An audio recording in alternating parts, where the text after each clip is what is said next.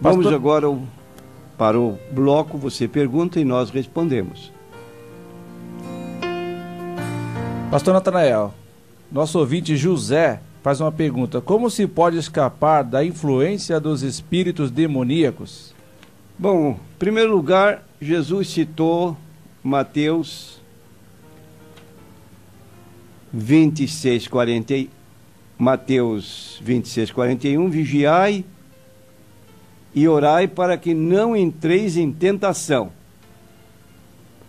E nós encontramos o apóstolo Pedro em 1 Pedro 5, versículo 8, declarando da mesma maneira, praticamente, quando ele diz que o diabo, nosso adversário, anda como um leão rugidor, buscando a quem possa tragar,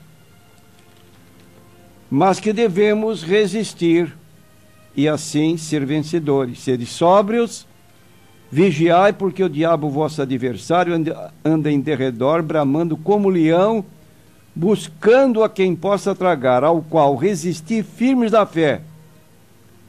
1 Pedro 5, versículos 8 e 9. E o apóstolo Tiago, no capítulo 4 e no versículo 7, ele recomenda mais ou menos a mesma coisa.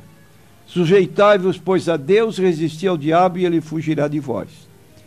Então a arma do cristão é a oração, é a leitura da Bíblia. Escondi a tua palavra no meu coração para não pecar contra ti, vigiando, orando, para vencer o nosso inimigo, o diabo. José, prosélito, o que é? Existe nos dias de hoje, pastor? Prosélito tem o sentido primitivo de ser um pagão que aceitava o judaísmo. E na Bíblia nós temos o relato de pessoas que tomaram essa providência. O caso de Cornélio, o caso do eunuco de Candace, rainha dos etíopes, que foi a Jerusalém para adoração. E atualmente é uma pessoa que abraça religião diferente da sua, tipo de pessoa que é levado a outra doutrina que não é própria dele mesmo. Paulo, da Assembleia de Deus, andando na presença do Senhor, sendo acometido de doença, isso é do Senhor? Pode ser ou não. É preciso que nós tenhamos discernimento para reconhecermos alguma coisa que a Bíblia relata, que toda e qualquer doença, ela entrou no mundo como consequência do pecado. Não existia doença, mas a doença entrou por causa do pecado, como diz Gênesis, capítulo 1, aliás, capítulo 2 e 3, quando o homem caiu em tentação, por ele entrou o pecado, pelo pecado veio a morte, e a morte passou a todos os homens, porque todos pecaram. Então o cristão está hoje ainda nesta situação de ter um corpo que está sujeito a enfermidades.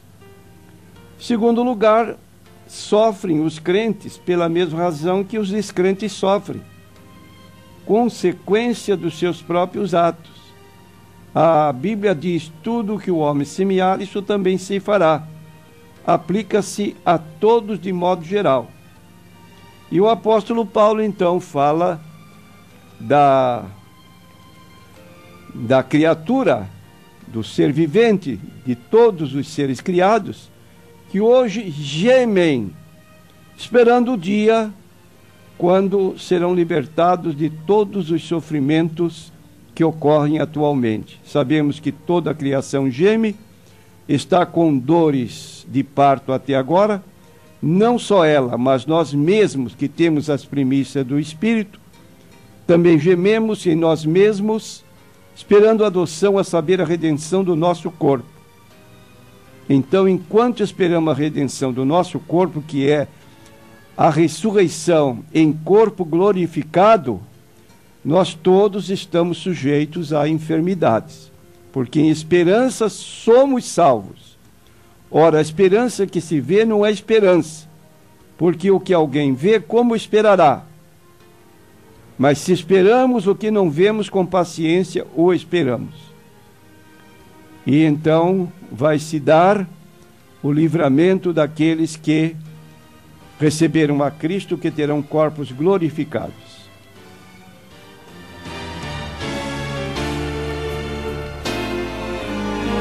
Jonas, da Igreja Presbiteriana, manda lembranças ao pastor Natanael pai e ao pastor Natanael filho, pastor.